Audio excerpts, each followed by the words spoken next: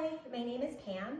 I've been a member of Sonic's community for several years, including participating in their amazing teacher training program. Today, I have selected downward facing dog, or Adho mukha svanasana, as the pose of the month. It is my absolute favorite way to begin my practice. I really feel as though I can connect my breath to my body, to my mind, and create space physically and energetically. So let's try. I like to begin in plank position, which is the measuring tape for downward facing dog, and then bend my knees and send my sit bones up and back to come on in.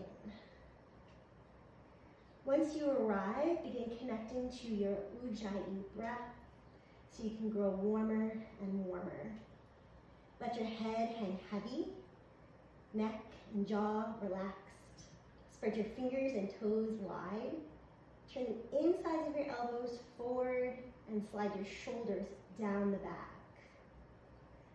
Hug your stomach in tightly and keep a slight bend in your knees, allowing freedom in the pelvis, and you can tilt your sit bones upwards and spread them wide. When you're ready to come out, maybe you'll go to child's pose, knees wide, toes touch. Or come to sit up in Vajrasana. Thank you so much. I hope you have such a great day. Namaste.